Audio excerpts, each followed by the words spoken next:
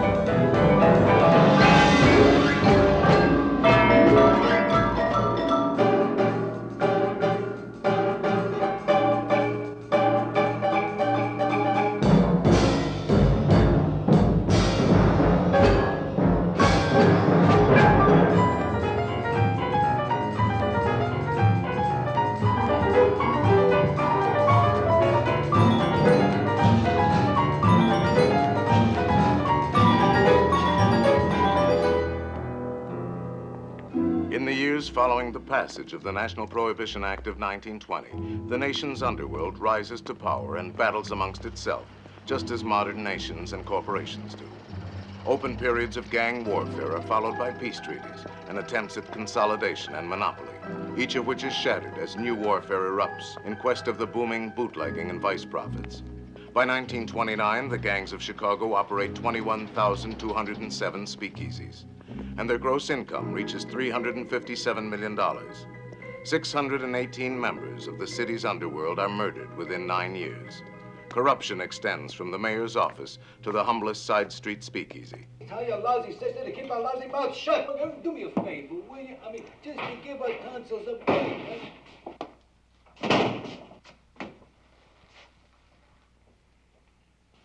Two beers.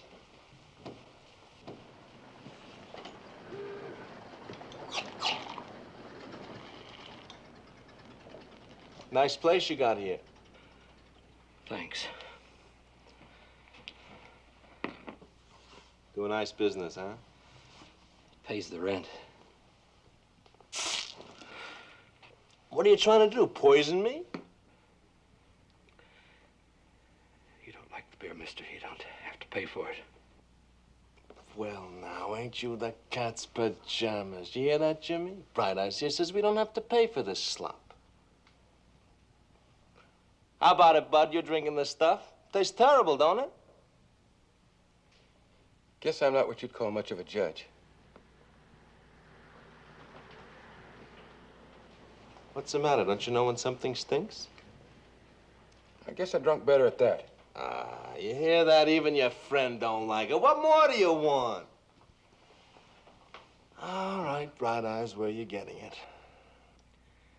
A fellow named Slauson. Slauson. Only Slauson I know works for Capone. Al Capone. That wouldn't be the same Slauson, would it? Huh? I think it is. How much you move in a week? 5 barrels. 5? A swell joint like you got here? With the right kind of beer, you could double that easy.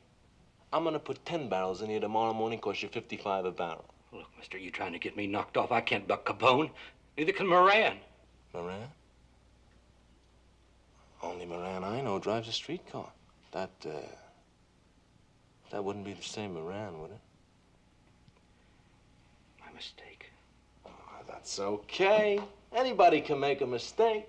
Take me. Why, I could even be wrong about your beer. Maybe it's swell, and it's just you got dirty pipes. Happens.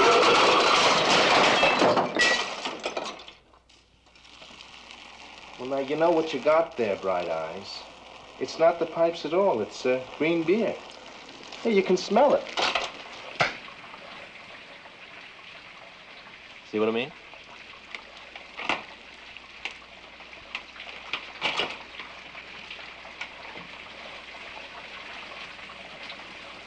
Peter Gusenberg, born Chicago, Illinois, September 22nd, 1898. Ex-convict, mail robber, burglar, hijacker, professional killer. When at the age of 13, he came home from school to find his mother dead, his first act was to pry the wedding ring from her finger and pawn it. He has been a member of Bugs Moran's North Side gang for the past 7 years.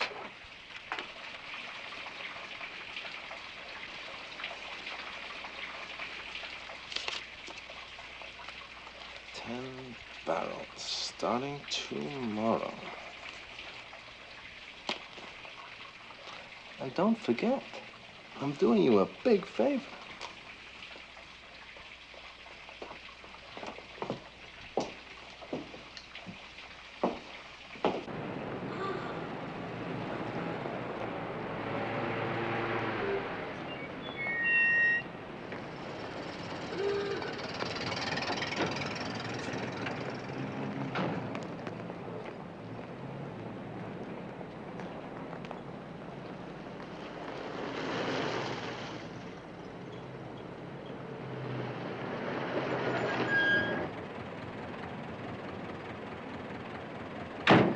Frank Gusenberg, younger brother of Peter Gusenberg. Born Chicago, Illinois, October 11, 1902. Burglar, car thief, extortionist, professional gunman. Member of the North Side gang for the past 9 years. He is married to 2 women simultaneously, but lives with neither.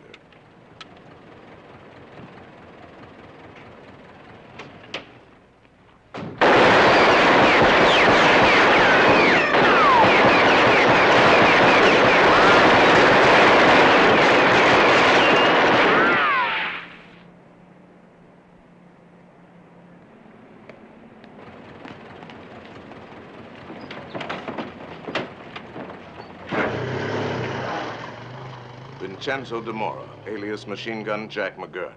Born Brooklyn, New York, July 7th, 1903. When he was 9 years old, his father was murdered. By the time he was 20, he had personally killed every man connected with his father's death. He has recently become a top triggerman and extortionist in the Capone organization. Just where the hell were you? Nothing I could do, Jack. Guy came up like right out of the woodwork. First I know, the door is open and he's blasting away. Make him? Yeah. One of Moran's boys, Frank Gusenberg.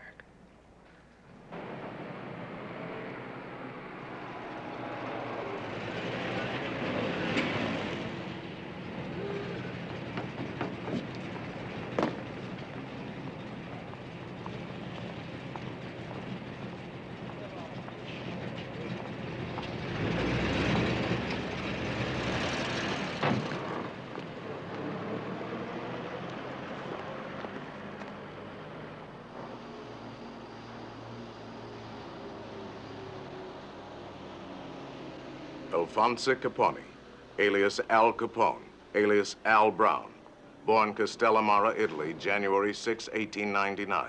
No criminal record. Raised in a Brooklyn slum, he has migrated to Illinois early in 1919.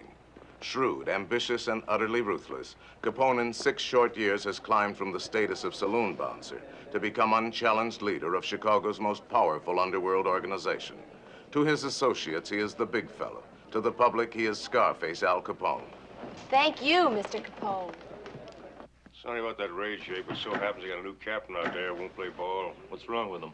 Playing hard to get. We had him put down for a yard a week. He says if we want to operate in his district, we got to triple that. 300, huh? Those guys must think we're made of money. Write me out his name. I'll have the bump transferred to the sticks. It helps get him reelected. $500,000 in Thompson campaign funds, a bargain. I put Cermak in the mayor's office, and we're going to lose $20 million a year. That's a waste of dough. We bought one man. He loses out, we buy the next one. You don't know Tony Cermak, Frank? Charles the Fixer Fischetti, born Castellamare, Italy, August 11, 1891. A second cousin to Al Capone, Fischetti acts as chairman at executive meetings. He is a heavy drinker, but never drunk. His principal value to the organization is his ability to suborn political leaders and public officials on both state and city levels. He will be murdered on April 7, 1951. And that's where we can get hurt. He ever tries chiseling on a big fella's rackets, he'll think his suitcase fell out. Oh, come on, Frank, you know.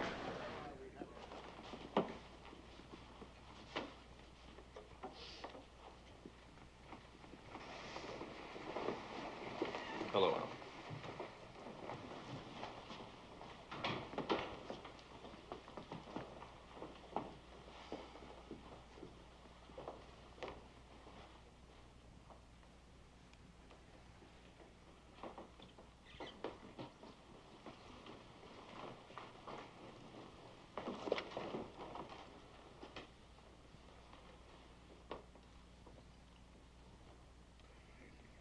Meeting will come to order.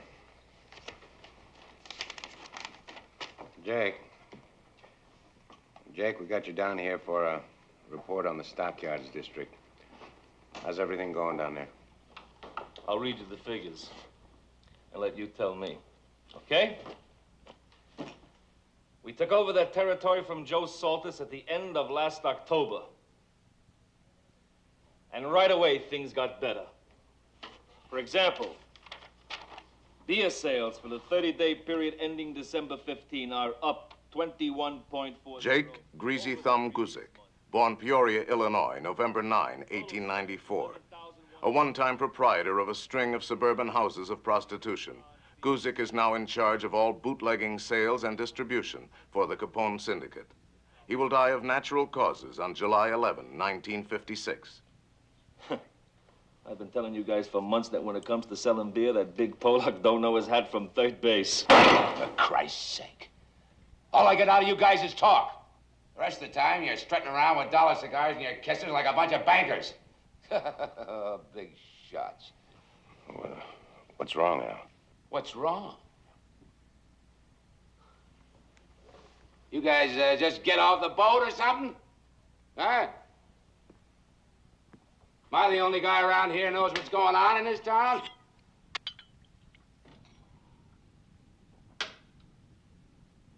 Now, let me give you some real facts. Not the kind of loving kisses we've been getting from our good pal Jake here. Nobody has to tell me we're making money out in the stockyards or any place else on the south side or the west side. But what about the north side, Jake? I don't hear no nice fat figures on that. Or maybe you figure that end of town ain't worth holding on to. We talked about this, Al. Yeah, we talked about it. You talked about it! We don't want no trouble, Al. Forget about it, Al. Fucking Ranger's showing off, Al.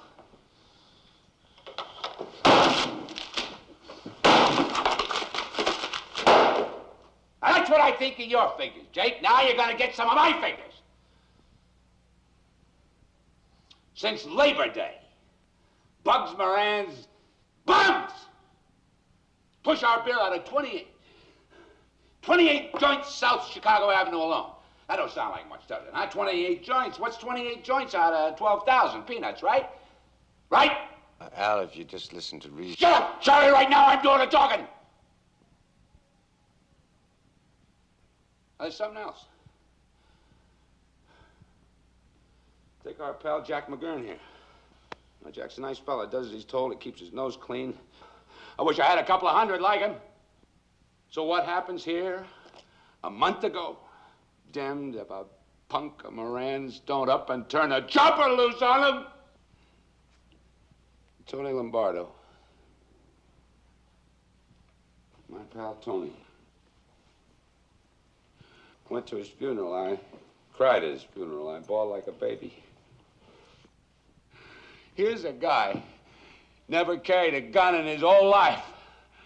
Middle of the loop, 4:30 in the afternoon, 2 slugs through the back of the head, put there by a couple of Bugs Moran's red hot. Oh, Al, now, just think a minute, huh? I mean, going after Moran, it just ain't good business. Business! I'm talking about staying alive. Try getting it through your cement head that what Moran's pulled so far, that's just for openers. He wants me. He wants me dead. The way D and Abanion wanted me dead. The way Jaime Weiss wanted me dead. Right down there on 22nd Street. Middle of the day. Damn if that crazy Pollock don't come looking for me with a whole army.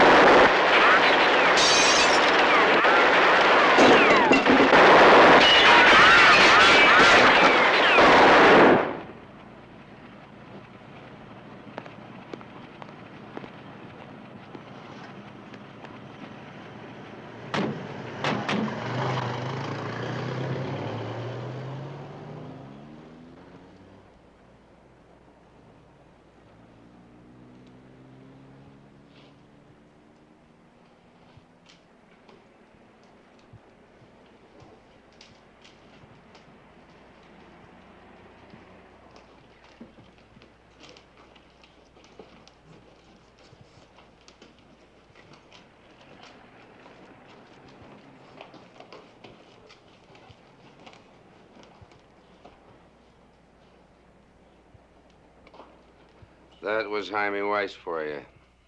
And right now, Moran's getting set to pull something just as crazy. Well, the hell with that! We're gonna get him before he gets me. I want that Irish son of a bitch hit. All right, Al. You want a Moran hit? We hit him. Of course, it's going to take a little time. And Now, wait a minute. All right, Al, you're sore, huh?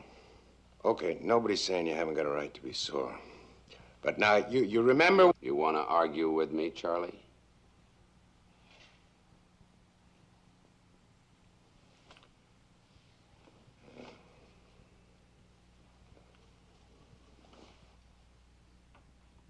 Work it out, Frank. Only make it quick. Quick? I don't know. To tell the truth, Al, there's a whole lot about the guy we don't know to begin with. Francesco Nittoni, alias Frank the Enforcer Nitti, born Montedoro, Sicily, January 9, 1887. Nitti is in charge of the Capone organization's punishment squad, made up of accomplished strong-arm men and professional killers. On March 19, 1943, while under indictment for income tax evasion, Nitti will use a gun for the last time to take his own life. Before we could take the chance to put him on the spot at all. So... I don't want to hear all that. Everybody wants to argue. I told you what to do. How long is it going to take? I don't know what to tell you. Honest, I don't. Like I told you, we got nothing to go on. I can't hear you, Frank. 5 weeks. 6 at the most. 6 weeks? What are you going to use on him, a bow and arrow? Something on your mind, Jack? Well, yes, sir. Maybe I'm wrong to butt in like this, but the last couple of months I've been doing a little checking up on Moran. He lives at the Belden Essex Apartments on Lincoln Park West, apartment 5C. Uses the name George Miller. He's crazy about his wife and kid. He stays home most nights. Never goes anywhere without 2 torpedoes, Willie Marks and Ted Newberry, both bad guys to tangle with.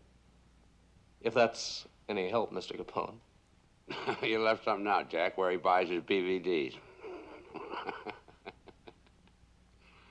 I said I wish I had a couple of 100 like him. Now you know why. Come here, Jack.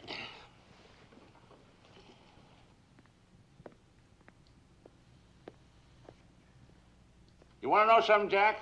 I like a guy who can use his head for something beside a hat rack. And seeing as how you know so much about Moran, I'm giving you the job of getting rid of him. If that's okay with you, Frank. I got no objections. Think you can handle it, kid? Yes, sir. There's just one thing, Mr. Capone. We may have to take some of Moran's boys with him. I'll send flowers.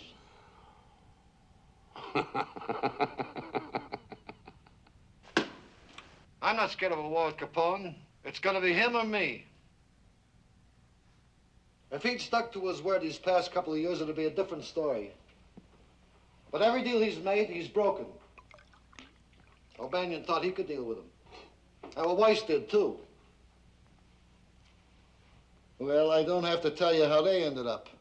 George Clarence Moran, born St. Paul, Minnesota, July 9, 1893. Ex-convict, burglar, horse thief, hijacker, suspected killer, present leader of Chicago's notorious and long-established North Side mob, which during the past 5 years has been almost constantly at war with the Capone organization for control of the city's bootlegging and gambling profits. During these 5 years, every previous leader of the North Side gang has been murdered by the Capone interests. Jaime shook the dirty hand of that rotten greaseball. Oh, sure. We've been giving him a lot of trouble lately. But I'm telling you here and now, that's not enough. Not when you figure what he's been doing to us. Pushing his slop in our saloons, hijacking our trucks, and sending punks like that Jack McGurn up here to snoop around. Well, that may be Jake with you guys, but not me. I say it's time we put Al Capone and his bums out of business. For good! George, with what? You can start a war with Capone, but you're not going to win it. Not when every wop in town is working for him. I know some that aren't. Joe Aiello's mob. That 5 and dime punk. Capone don't even know he's alive. Jimmy, that's no way to talk about our new partner. Hey, wait a minute. What is this, some kind of rib? Sit down, Frank. Since when do we hook up with a bunch of crummy spicks? You can count me out. Don't you pop off to me, you stupid kraut. When it comes to getting Capone, I don't care who I use. You remember Deanie O'Banion? Remember Jaime Weiss? Well, you ought to, because you helped load their coffins into the hearse. Or maybe when a friend of yours is gone, you don't give a damn no more. Well, I do. And Deanie O'Banion was my friend, and I don't forget him. And I don't forget who had him knocked off. Jaime Weiss and me, We was with Dini not 10 minutes before they got him. Now remember those grease balls. They just as soon put a bullet in your back as eat a pizza. To hell with them Sicilians. Be seeing you, Jaime.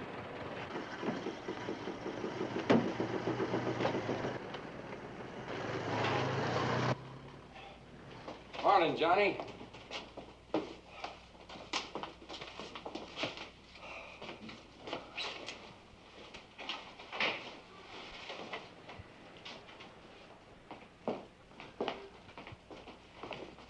Good morning, boys.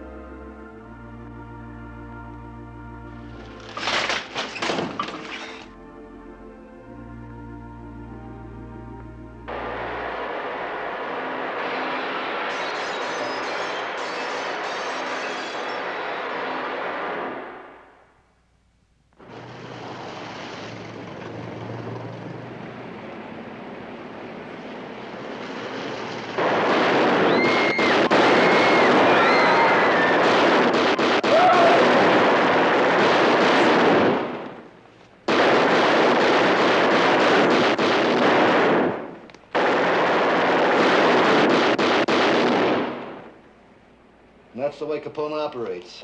That's the murdering double-crosser who swore up and down he'd keep the hell out of the North Side. Well, I'm not waiting around for Capone to put me in no cemetery. We nail him before he nails me. All right, let's nail him and get it over with. I just say we do it without the help of a two-bit spaghetti snapper like Joe Aiello. Frank, you're a dummy. You know that? Capone's protection comes from the Mafia. He can't make a move without permission of the head wop. And he can't be the head himself because he's not Sicilian. So he's got his own man, Patsy Lolordo, running the outfit. Now, your spaghetti snapper, Joe Aiello, is a pal of Lolordo's. He helps us knock over Lolordo, then he takes over the Mafia. And that's when we take old Scarface for a nice one-way ride. And if it don't work, he'll take us for a ride. Well, it better work because I'm putting you in charge.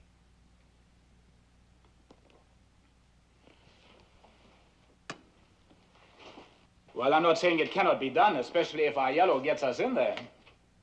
Albert R. Kachelek, alias James Clark, born Krajunka, Germany, February 25, 1888. Ex-convict, burglar, car thief, suspected killer. Since marrying Bugs Moran's sister 5 years ago, he has become the number 2 man in the Moran gang. And then we need a good driver for the getaway car. I don't care how you do it. Just get rid of Patsy Lolordo. Quick.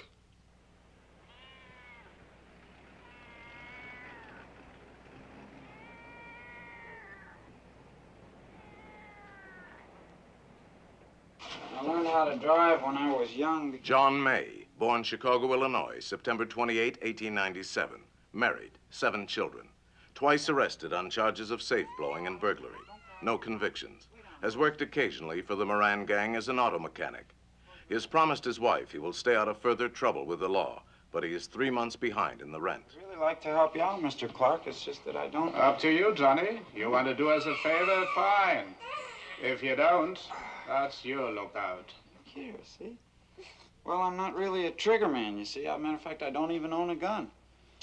And if there were any shooting to start, I'd... Well, I tell the cock-out world it won't be you.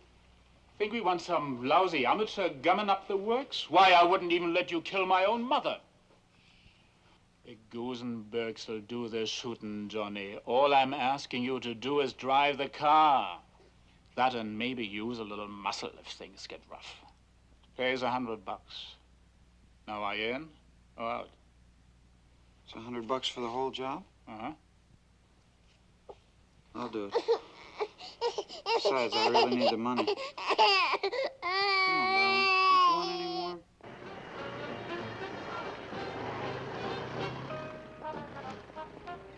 Don't you want any more?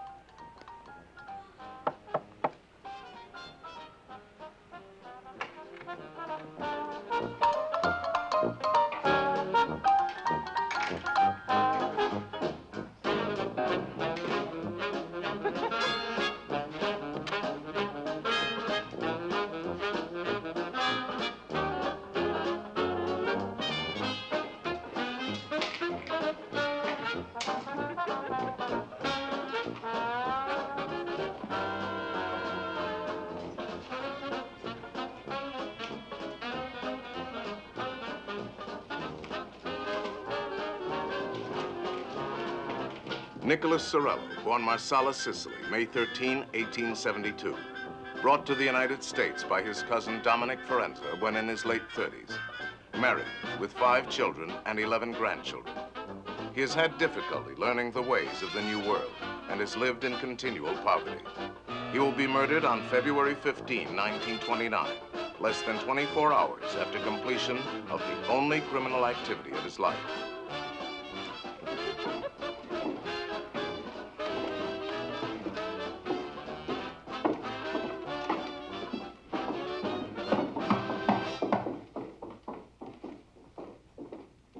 Come in.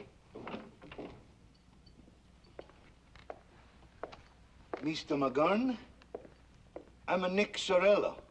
Sit down, Nick. Want a drink? Something to eat? Thank you, no. It is kind of you to ask. Dominic Forenza says your man can be trusted. Maybe that is because my memory, it is very bad. What do you do for a living, Nick? I have the truck. Sometimes I'm selling the vegetables. Sometimes I'm in the moving business. It's very hard to get a good job when you talk with accent. Yeah. Any trouble with the cops? No. One time, yes. They tell me I'm moving the stolen goods. I say I do not know this. They take what is in my truck. They let me go. It's same thing as in our country. It's no different here. Got a job for you, Nick. Bring it off, you get paid big. $500. It honors me to serve you, Mr. McGurn. You're gonna need a couple paisani, guys that can keep their traps shut. Sometime tonight, there'll be a car left in front of your house. It'll be hot, so ditch it soon as the job's finished. Got that? Write this down. Tomorrow morning, 9 on the nose. You and your boys be on 33rd Street, half a block west of Roby. You're gonna need a gun. Gun? That is something I do not have, Mr. McGurn. Guns make trouble.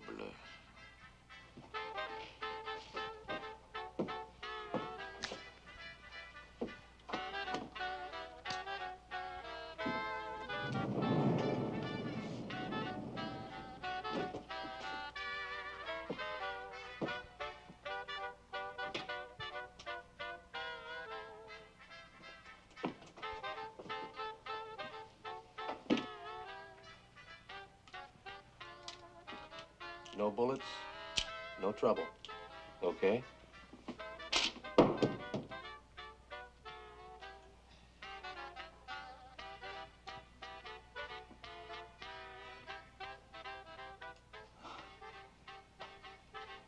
Okay.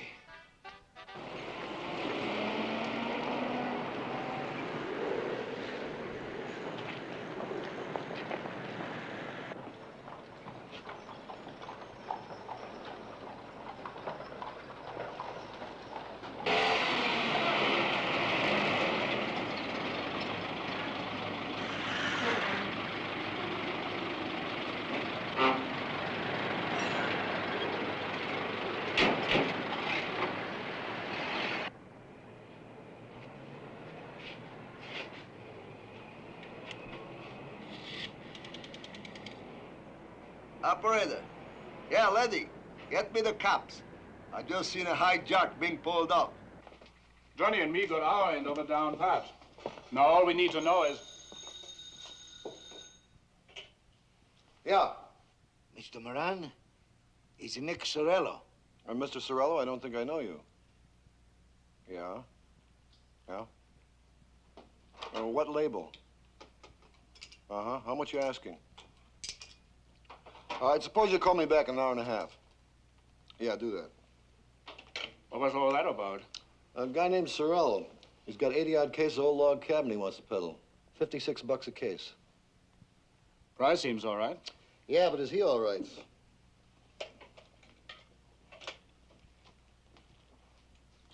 Monroe, 8099, please.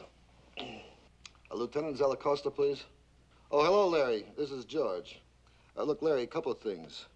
Let me know if your boys got anything on a booze hijack last couple of days, out near the stockyards. All right.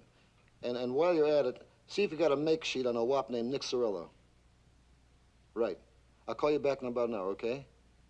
Thanks, Larry. Oh, I'm sorry, Jim. What were you saying? Oh, just that we're about ready to make our move. All we need now is to make sure Loloto's bodyguards change shifts the same time every day. I've got a couple of boys checking on that right now.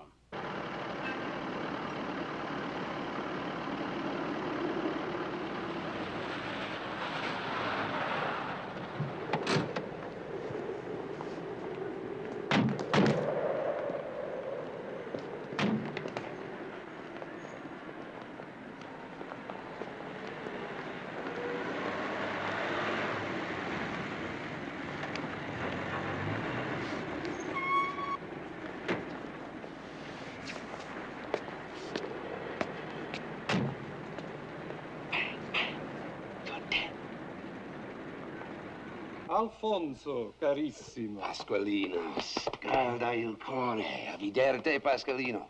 Come in, come in.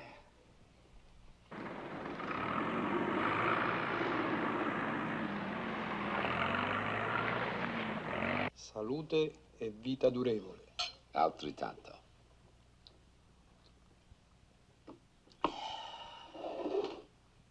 Grazie.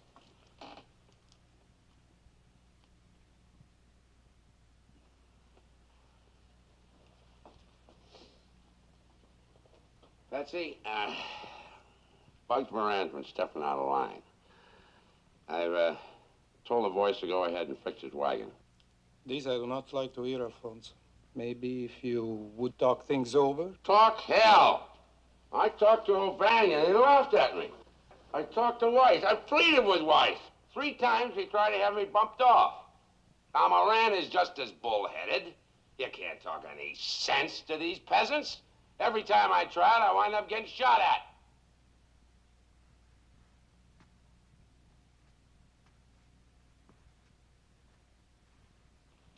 I'm not asking you, Patsy. I'm telling you. I'm getting rid of Moran. Così sia, compare. You and I, we will not quarrel over the life of a worthless man. I'm letting Jack McGurn handle it. He wants 2 mafia boys on the choppers, Scalisi and Anselmi. Same dough we paid for knocking off Jaime Weiss, okay? As you wish, my friend.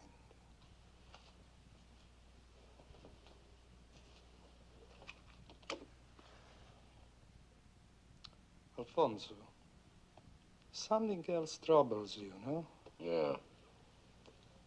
Every hair thing, Patsy. You know how it is, yeah. You pick up a word here and a word there, you put them together, and pretty soon you got a picture. Maybe it's on a level and maybe it ain't. The way I get it, Joe Aiello is going to take over the mafia in this town, and they got your name on a bullet. I have nothing to fear from Aiello. Don Giuseppe and I are as brothers. We attended the university in Palermo together. We came to this country only months apart. We are both members of the Inner Council of the Brotherhood. No, Alfonso. I thank you very much for your concern for me. But what you have heard is not true. I know this.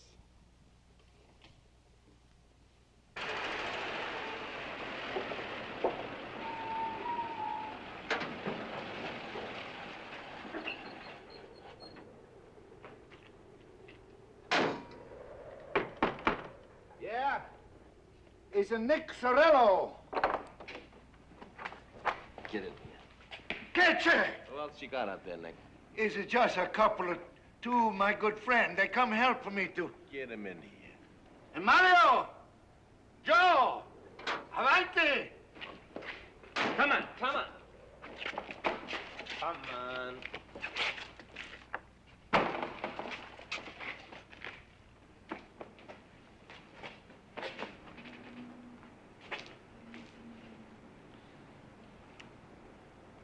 What'd you have in mind, Nick? I ask you pardon, senor. It's only to watch the whiskey I have the gun. No! You're a very naughty boy, Nick.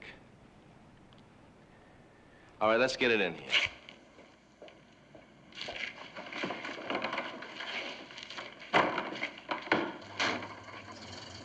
Dr. Reinhard H. Schwimmer, born Chicago, Illinois, December 1, 1896. Twice married, twice divorced.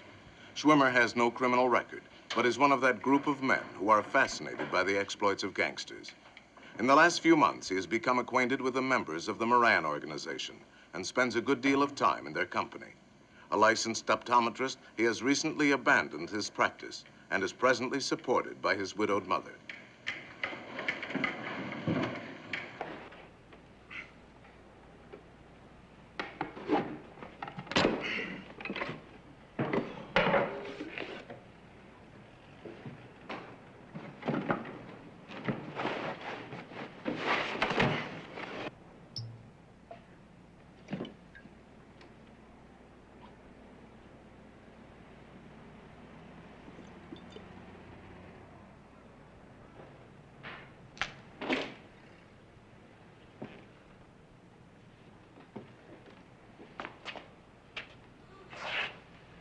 Okay, Nick, get it unloaded.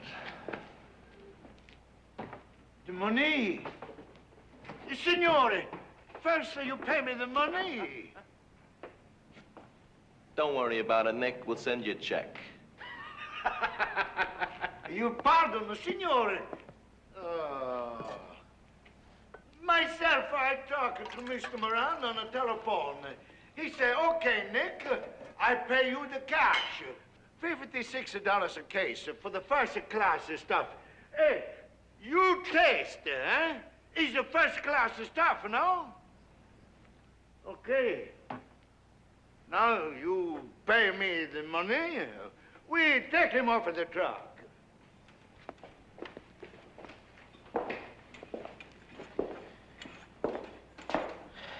Where'd you get it, Nick? Mr. Moran, he don't say that.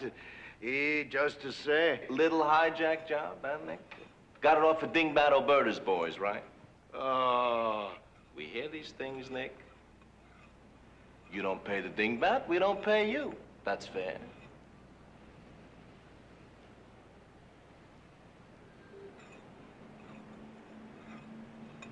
Okay, move it. You'll get your dough. Move.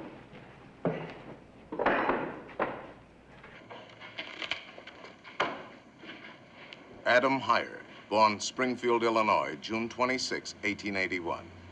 Criminal record, 1 conviction for operating a confidence game. Married twice, 1 child, a son by his first wife. As a qualified accountant, Heyer acts as bookkeeper and collector for the Moran organization, as well as handling payoffs to local politicians and the police. His wife has been ill for several years, and he is careful to conceal the true nature of his business from her and from their friends.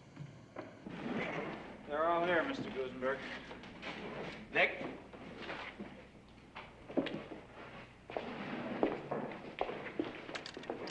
Stuff checks out. All log cabin uncut.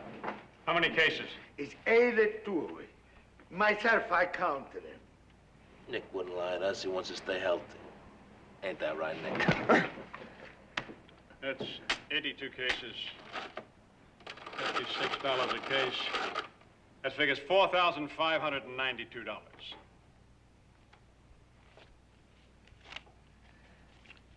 1,000, 2,000, 3,000, 4,000. 1, 2, 3, 4, 5. We'll make it even money. $4,500. $500 for handling charges, Nick. When we help unload a truck, we get paid. Check? 1,000 thanks, signore. Maybe we do the business again some more next time. Nothing we like better than doing business with bright boys. You're my idea of a bright boy. Yeah.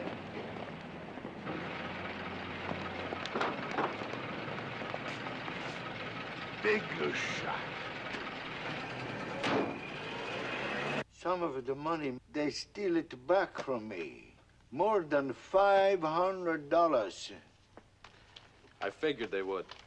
In fact, I counted on it. You got one more job to do. Just when, I don't know yet. A real easy job, Nick. Just one simple phone call. Now remember, Pete, Frank will pick you up tomorrow afternoon at 3:30 sharp. At exactly 10 to 4, both of you pick up Joe Aiello on the corner of Walton and Paulina. Now, the three of you gotta be upstairs and in your lawyer's apartment at 5 to 4 on the nose. You got all that? Don't worry about me. I can handle my end. You better do your worrying about Aiello. I think he's all right, but if something goes wrong, I'm counting on you, Pete. See you.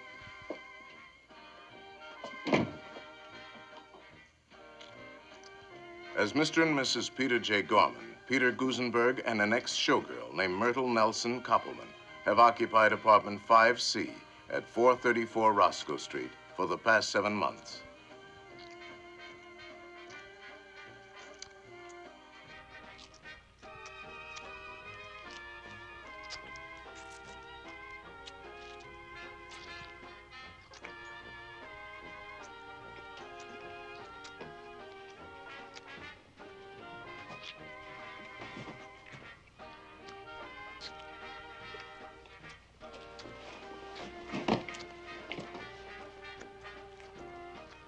Nick?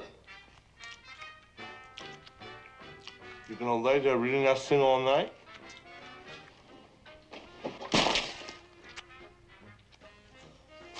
You made me lose my place. Yeah? Come on over here, I'll find it for you.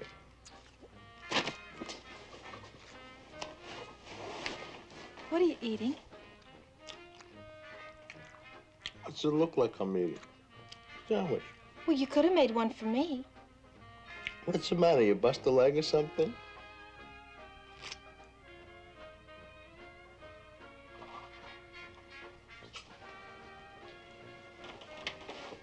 Pete, guess what? You know that coat you got me for Christmas? You told me I could exchange it because it was too big. So what? Well, I did this afternoon for a nicer one. Nicer? What do you mean, nicer? That coat set me back 750 smackers. I know it did, Pete. You've been awful good to me. And don't you think for 1 minute I don't appreciate it. It's just, well, this one I couldn't resist, that's all. I know. You just sit right there. I'll go put it on for you. You'll see how nice it looks.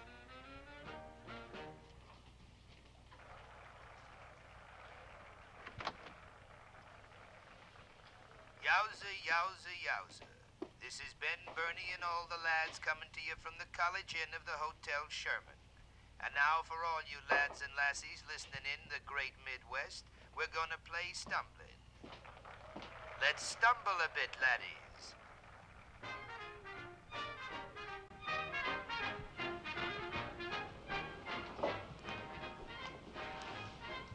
Isn't it beautiful, Pete? How much? You don't have to use that tone of voice. How much? It was a bargain, baby. They marked it way down low. I just knew you'd want me. 3,000, that's all. $3 grand! Why, you lousy little gold digger, when I picked you out of the line, all you had to your name was a cloth coat with monkey fur on the collar. Well, it goes back tomorrow, you hear me? Back! Listen, you cheap gangster. I'm gonna keep...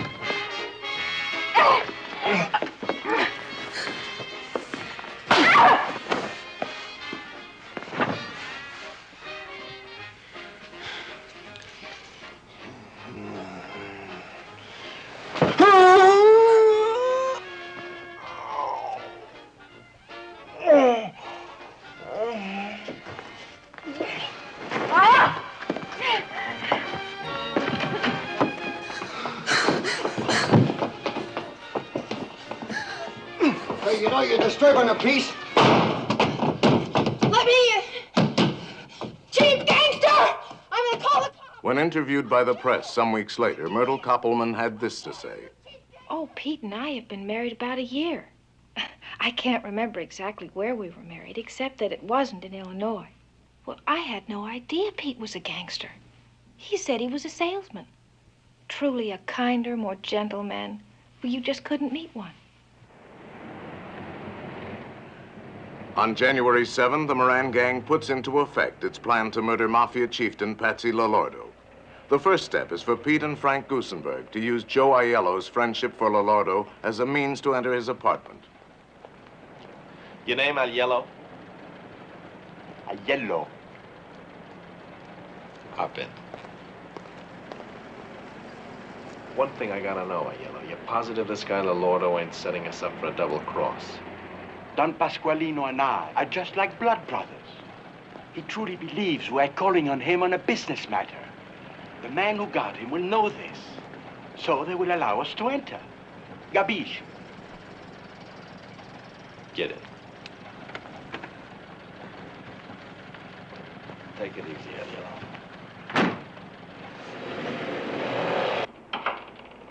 The second step of the plan to murder Patsy Lolordo is the systematic elimination of his bodyguards.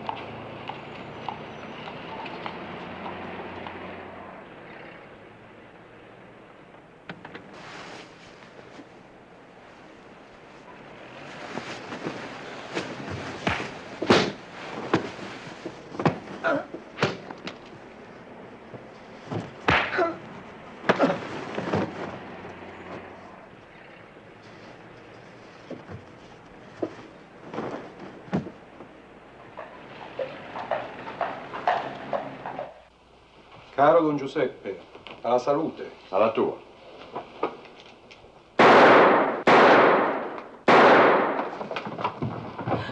Pasqualino, che è successo? Ah! Dio mio! Ah! Mio marito è ammazzato! Aiuto! Pasqualino, rispondimi, mio bene! Mio tesoro! Perché? Ah! Tesoro, mio bene!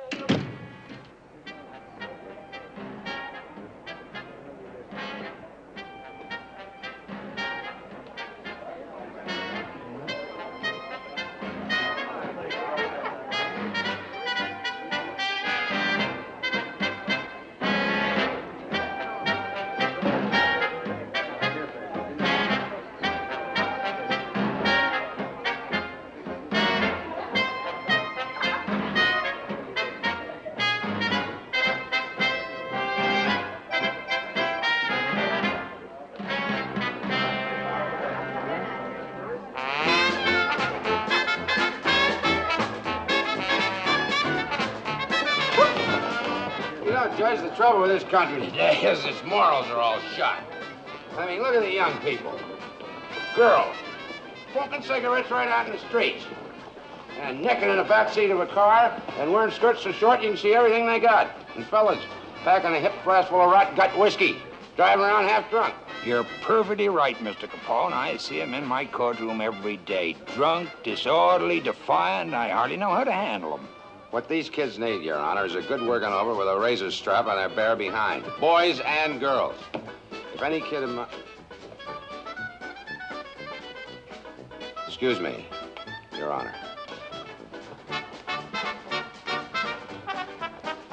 Prisoner up your drinks, folks. I'll be right back.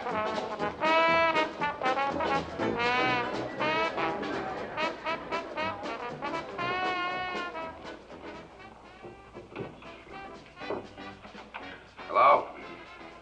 Yeah, this is Al. Who? Oh, hello, Marty. Well, what's so important? You got it.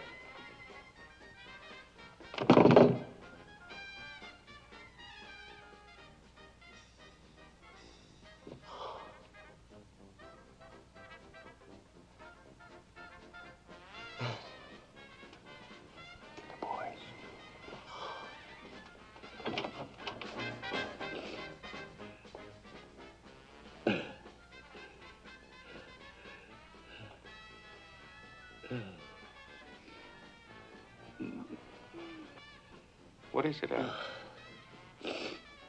What's wrong?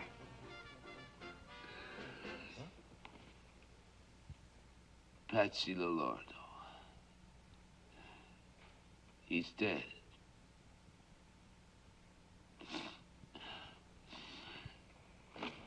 Murdered him! In his own house!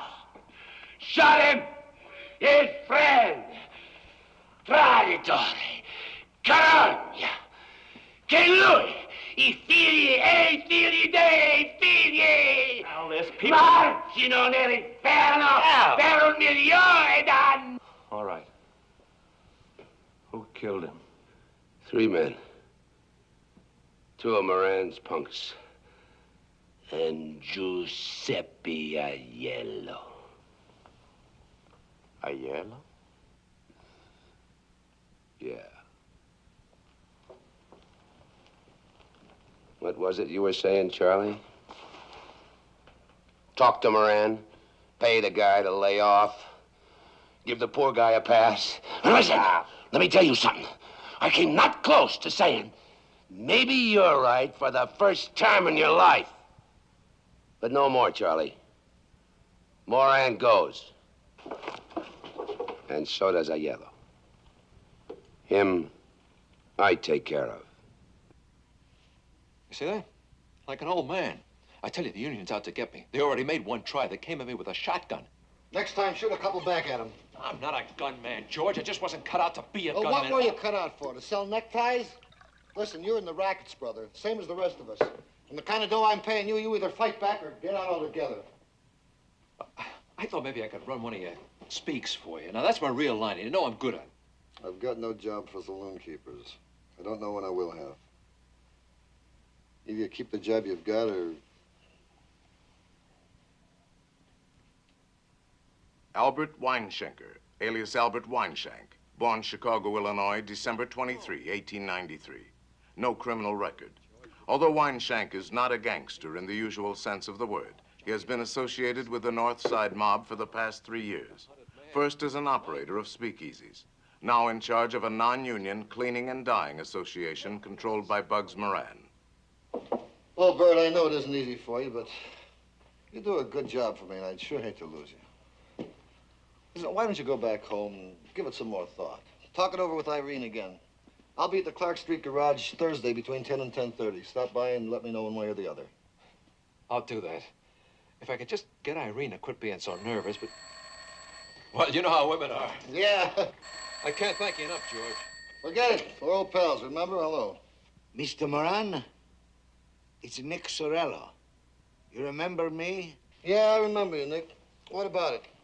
Maybe pretty soon I get some more. Same stuff like before, same price. Okay? Yeah, I guess we could work something out. How big a load? This I'm not sure. I do not have delivery yet. You understand, Mr. Moran? Yeah, I understand. How soon do you think it'll be? Maybe tomorrow. Or maybe 2 days. Okay, call us when you're ready. I'll have the boys take delivery. Mr. Moran, is one thing. Last time, you boys, they push me around a little bit. This time, I do a business with you, okay. But with you boys, no. Okay, make it this Thursday morning around 10:30, same place. I'll be there myself. I guarantee you'll get everything that's coming to you. That's fine. To meet with you is my pleasure. Thank you, Mr. Moran. Mr. Moran. Well, why don't you step down here? I have a beautiful little style I think you'd like. It has a hot water heater, safety glass, ventilated crankcase, the best self-starter on the market, and only 16,000 miles. A lot of pep and zing in this baby. I don't know. Used car and all. Ah, but I use LaSalle, sir. That's the big difference. I'll let you in on a little something. Belong to a Cook County commissioner. Oh. And I don't have to tell you how those boys take care of their cars. How much? $800. But for you, $750. Sold. Provided I can drive her out of here right now. Don't see why not. I'd like to finance it. Oh, cash on the line. That's okay. Yes, sir. Can't argue with cash. All I need is your name and address for the bill of sale. Oh, yeah. James Morton, 212 Hubbard Street, Los Angeles, California. 4 months in advance. Yes, sir, you betcha. I'll get you a receipt for this, Mr. James Morton. Oh, I'm pleased to meet you, Mr. Morton.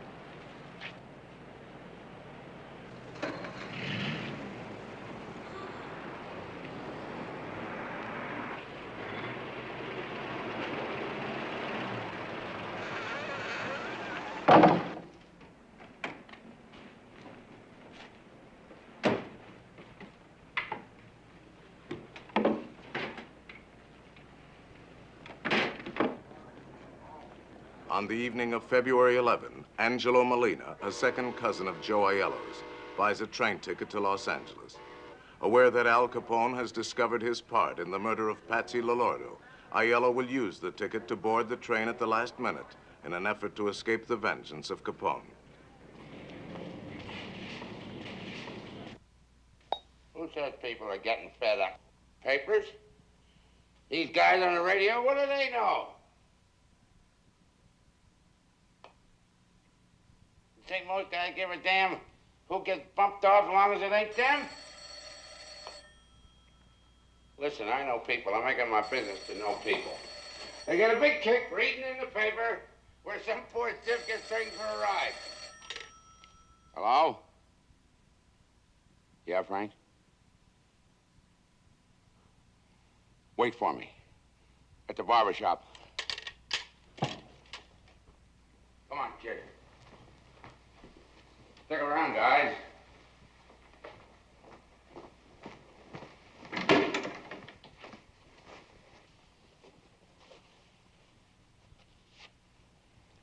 I gotta go pay a bill.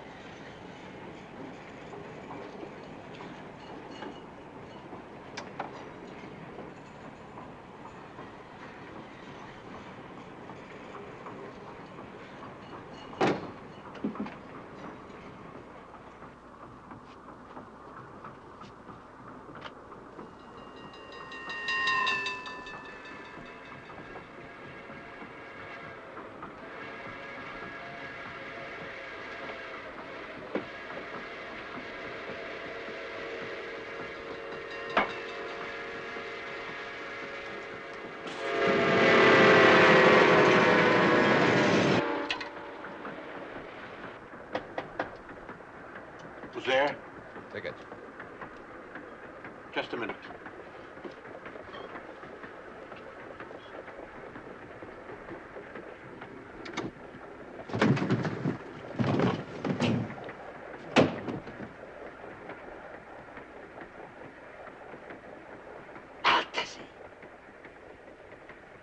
Traditore. Capone. Siamo due uomini, braveggiatori, ma se... Basta! Assassino! Ma se... Girate! Gira!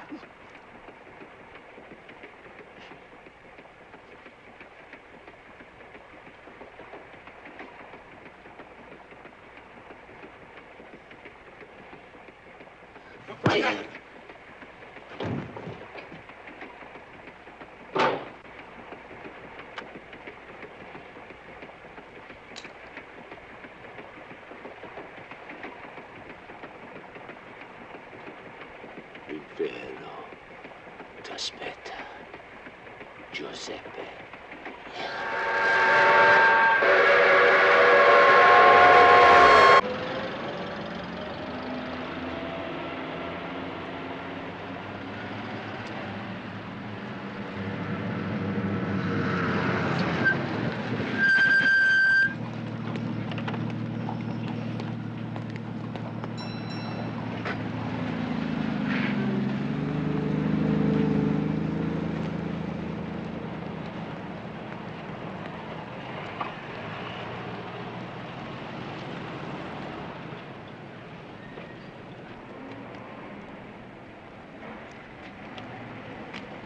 Mrs. Duty? My friend here and me, we're looking for a nice front room. And your sign out there. Come on in. I can't afford to heat up the whole street. The way they charge for coal nowadays. Yes. You in a band or something? With an orchestra. One of the cabarets over on Fullerton. The rooms are upstairs. Okay. Oh, this is a charming place you have here, Mrs. Duty. I don't want no horn tooting in here. My roomers wouldn't stand for nothing like that. Don't you worry about that, ma'am. We only play these things when we get paid for it. Do you want 2 singles or just the double? One room's enough, as long as it's a front. If you're going to be sleeping days, I'd advise you to take a back room. The noise on Clark Street isn't to be believed, what with the buses and the people. I said a front room, okay? You see, we're out here from New York, ma'am. It gets too quiet, we can't go to sleep. Bet you're the same way. I'll show you what I got.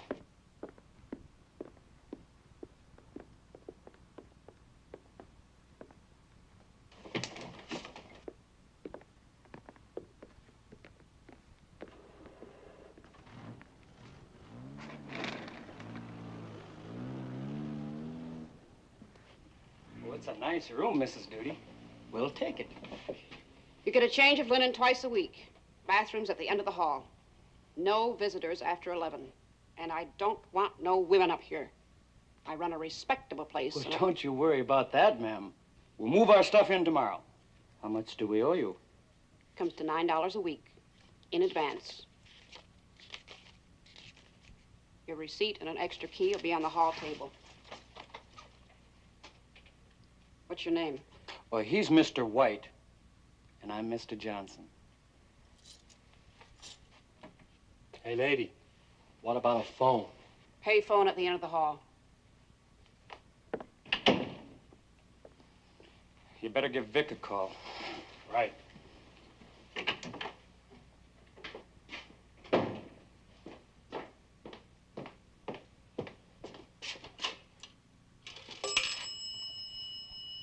Long Beach, 6599.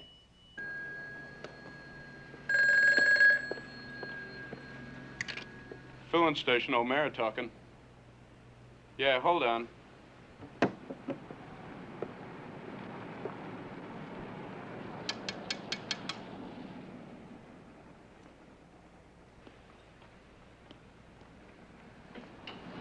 Phone.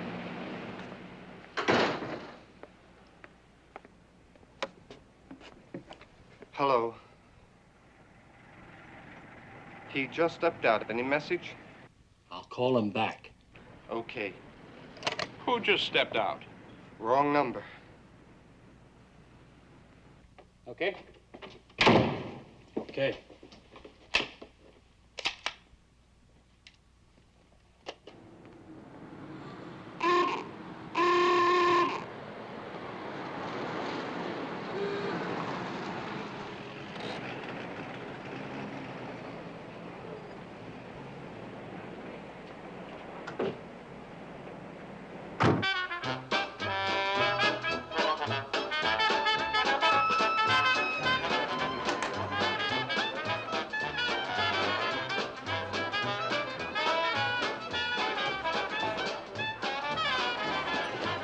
Out for some fun tonight, eh, boys?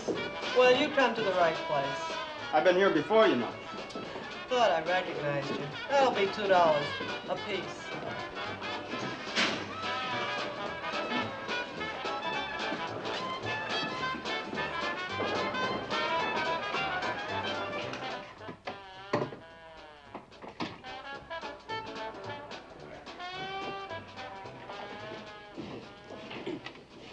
All right. Car's in a garage behind 1723 Wood Street.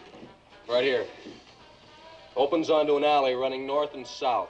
Take the alley to Bloomingdale and jog left to Wood. East on Webster to Clark, south on Clark Street about half a block, and there she is.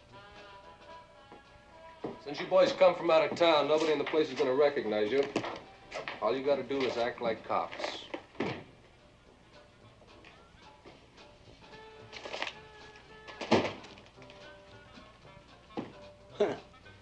Must be yours. That's Moran. You probably won't be able to see his face from across the street, but none of his boys are built like him, so that's no problem. He wears brown clothes a lot. Suit, overcoat, hat, shoes. Albert Anselmi, born Marsala, Sicily, June 11, 1892. He is a member of the Mafia and a professional assassin, as is John Scalisi, born Castelvetrano, Sicily, January 24, 1895. In a period of less than 6 years, these two men acting together have participated in 31 murders, including those of Dian O'Banion and Earl Jaime Weiss. There's always the outside chance you'll be spotted by a legit squad car. If it happens before you get there and they try to stop you, okay. That's a rap the lawyers can beat. If it happens after you leave, you might as well start blasting. You got nothing to lose. Any questions? That's it.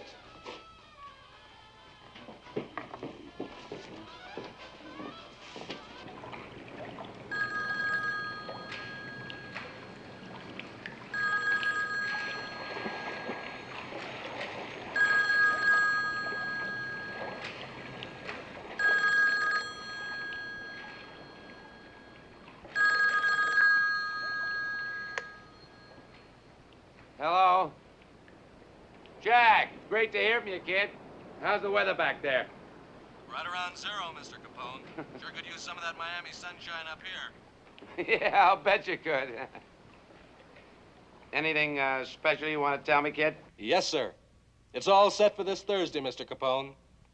In the morning, around 10:30. We got a nice Valentine all ready to deliver. Valentine. Hey, that's right. This Thursday's Valentine's Day. Ain't that a hot one? A Valentine for Bug. Say, Jack, just make sure it's a great big red Valentine, huh? At 6:45 on the last morning of his life, John May takes an early bus to work. He has been promised a $10 bonus if he can replace the transmission of one of the gang's cars before noon.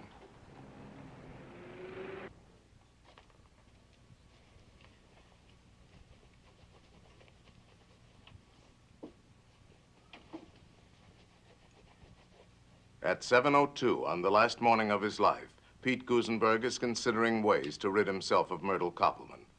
There are plenty more where she came from.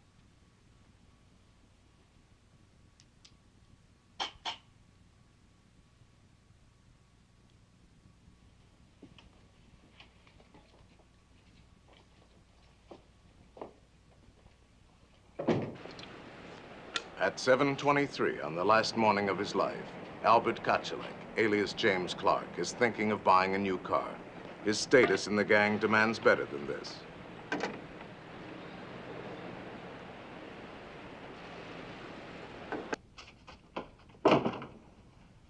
You should have woke me, Ma. I'd have had breakfast with you. How do you expect me to know you were even home? Coming in at all hours. You said you would be here for supper. I'm sorry, Ma. I ran into a couple of friends. I might have guessed. Where those friends of yours are concerned, you don't have a mother. At 7:30 on the last morning of his life, Reinhard Schwimmer is in desperate need of money. I have to talk to you, Mama. It's important. Listen, Mama, I hate to tell you this, but I'm in trouble. Not with the police, Reinhard. Nothing like that. I owe some money. $300. It's got to be paid quick or I'm in a real jam. Ich verstehe dich nicht, Reinhard. A man with a fine profession doing such things. All right. If you promise to stay away from those gangsters, I'll get you the money. I will. I give you my word. Just be a good boy, Reinhard. That isn't so much to ask.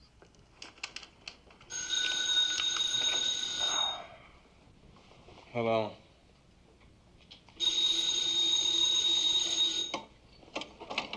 What do you want? What? Oh, Eddie. Yeah, I'm up.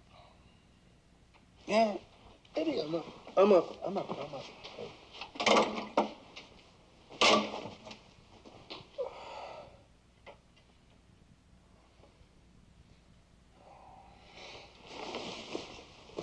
What's your hurry, honey? You think I like sitting around here and listening to you snore? Stick around, hot stuff. We'll open a keg of nails.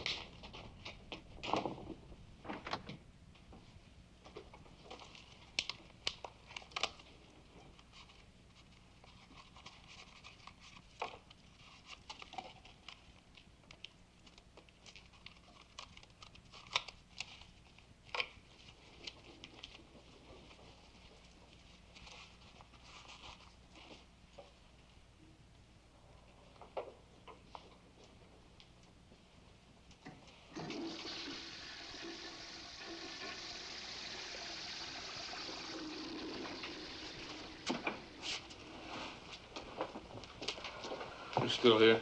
Look, mister, you owe me $25. And I don't leave until I get it.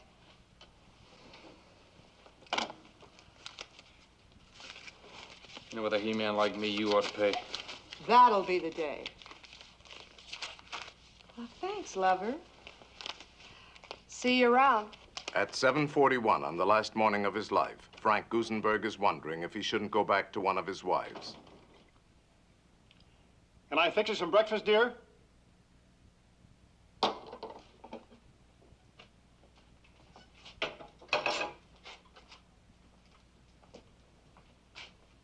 At 8 o'clock on the last morning of his life, Adam Heyer is calculating how much the cost of an operation for his wife will take from his savings.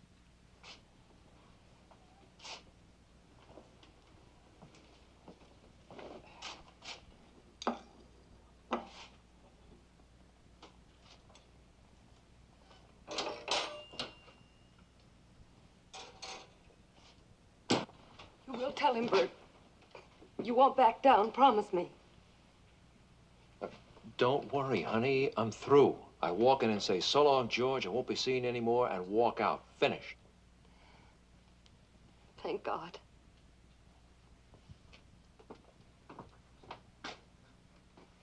I'll call you after lunch, around 1:30. At 8:15 on the last morning of his life, Albert Weinshank has decided that his safety and his peace of mind are more important than $20,000 a year.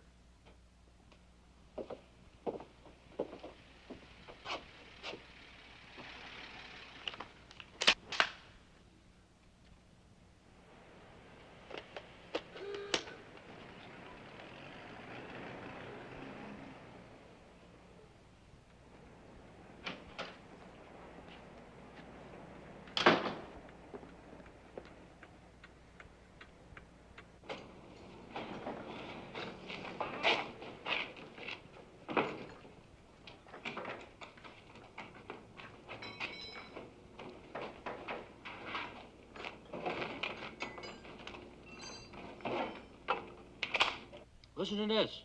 Only $600. 4-cylinder floating power. Freedom from vibration and rumble. That makes driving a constant delight. Increased speed. Alex. And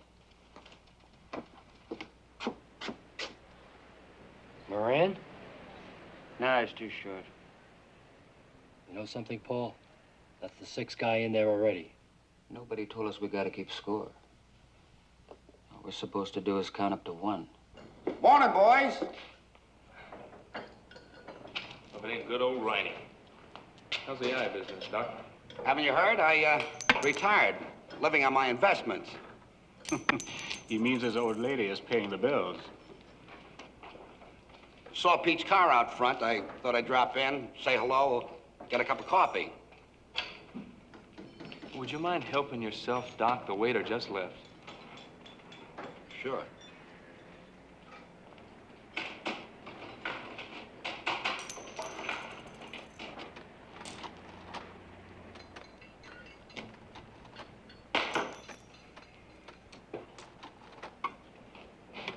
How's it going, Pete? Okay. Say, fella over at the barber shop, give me a tip on a freight to Miami. Indian broom. Long shot. Claims it's in the bag. I'll make my own mistakes. Okay by you? Sure, Pete, sure. Just thought I'd pass it along for what it's worth. You know?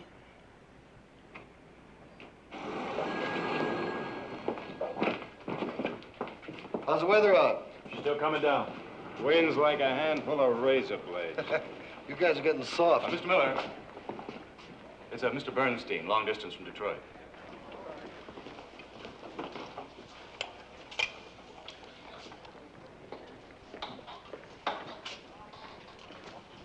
Yeah, George. What's so important? What's keeping the guy? Bingo. Right height, right build, even the right clothes. That's our baby. I can let him have it right now. Ixnay, pal. We'll let him have it if he comes out the door. Go call Vic. Go on.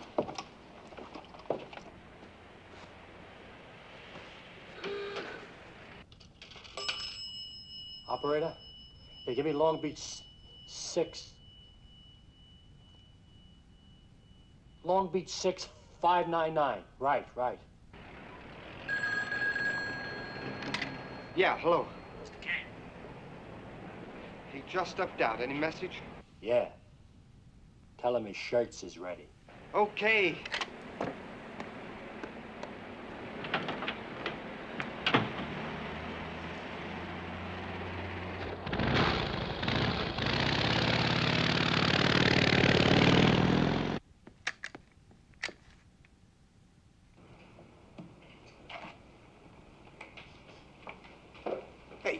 What's that all about? Garlic. In case the bullets don't kill you, you die of the blood poison.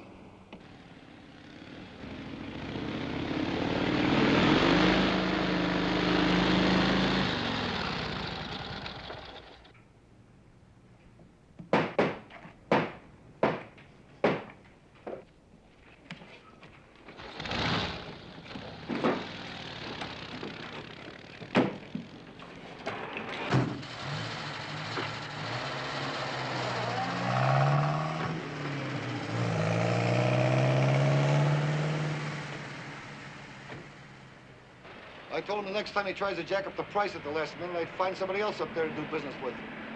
I ought to stick a pineapple in his hat.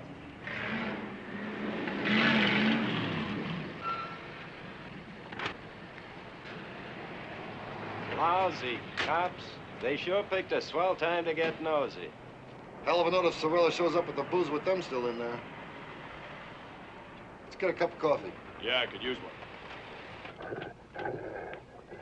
Okay, Mike. Quiet, Trench. George, is that you? Hello, boys. Something I can do for you? Yeah, you can shut up. I'll line up, all of you. Face that wall. You, over there. Come on, move. No way. You two. All right, you two, let's go. Listen, Buster. You better be kidding. Move. Nosy flat feet. Wait till you hear about this downtown. Move! Hey! You! You on the car! Let's go. Let's go. Sir, I'm just... minute here. Let's go. All I do is work on the automobiles. I don't know Move, what to Gimpy. do with these people. Come on, move. Hands on the wall. Lean on it.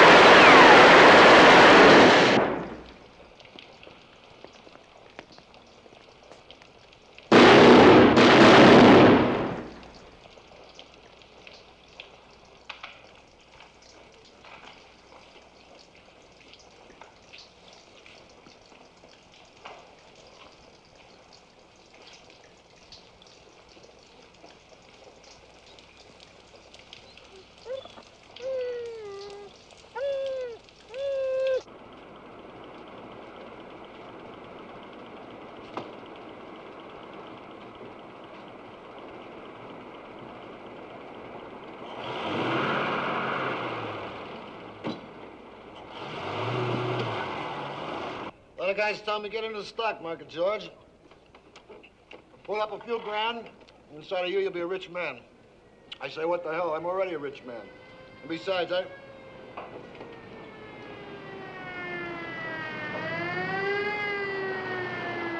Must have been a bad accident. The way people drive today, you're Kenny! lucky. Hey, Kenny, the cops just killed a bunch of hoods in the garage up the street. One of them was Bugs Moran.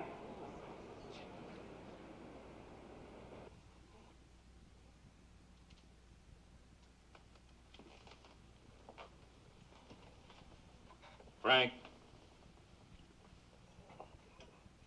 Can you hear me, Frank? Who shot you, Frank? Who did it? Who shot you? Nobody.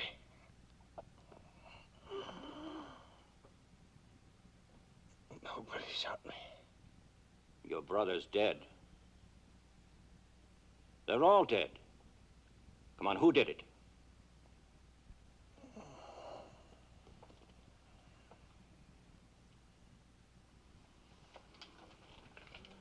I've got to tell you, Frank. You're not going to make it. You want me to get a preacher? No. Just leave me alone. You don't want to let them get away with this? Come on, help us. It's cold. It's awful cold. Fix this thing, will you?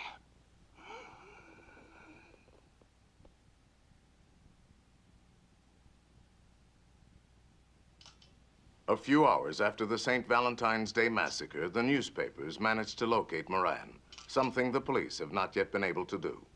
Just a heavy cold. I thought I'd better take care of it. Where were you, Mr. Moran, when it happened? Out of town. How long do you expect to be laid up? Well, I can't say for sure. Maybe a day or two. Did you know the cops are looking for you, Moran? I can't imagine why. Nothing I can tell them. This gonna put you out of business? You must be a little mixed up, buddy. I happen to be in the real estate business. Oh, yeah, I knew some of those fellas. Just to talk to, you know. I even read where it said they were working for me. You can't believe everything you read in the newspapers.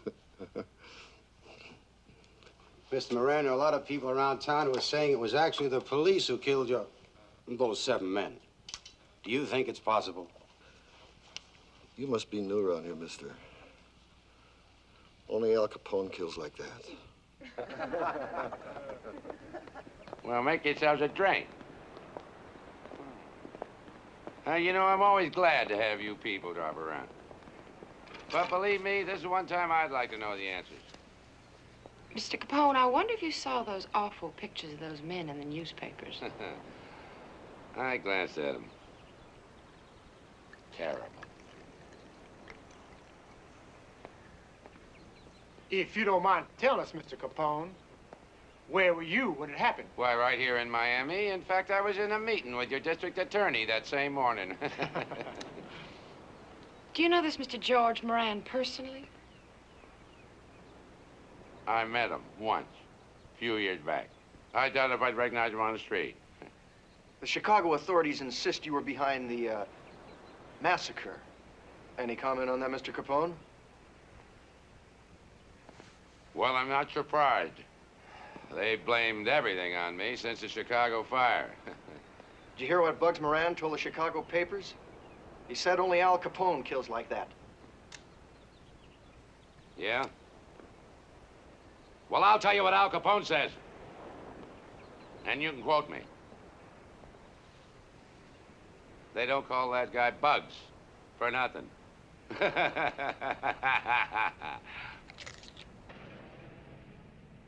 Public indignation at the St. Valentine's Day Massacre brings to a halt the most notorious era of open gang warfare in American history.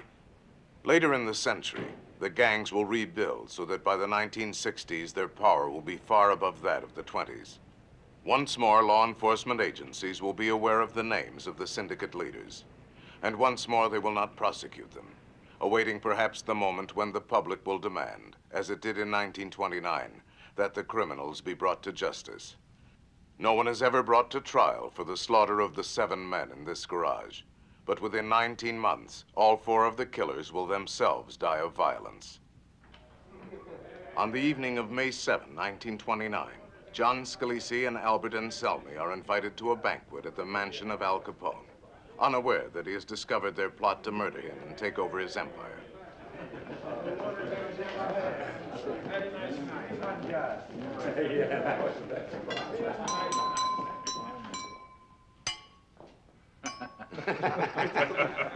I want to make a toast to my good friends, Giovanni Scalise and Alberto Anselmi. Salud. Salud. May you rot in hell!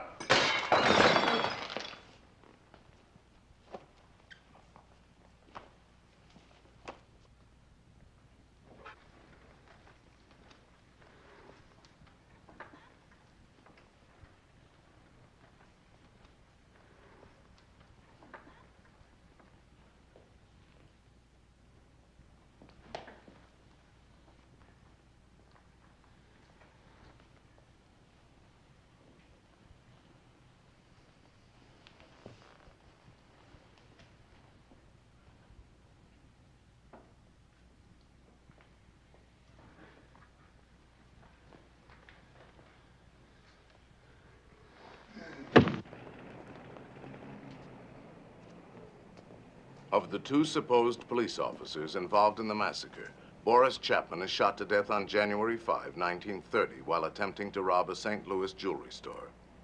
The body of Adolf Muller is found in a pond 12 miles south of Joplin, Missouri on September 8, 1930.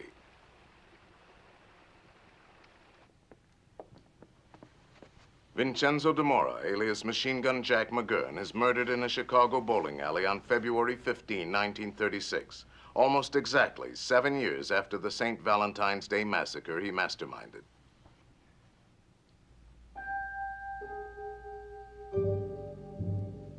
George Clarence Moran disappears from Chicago soon after the mass murder of his followers.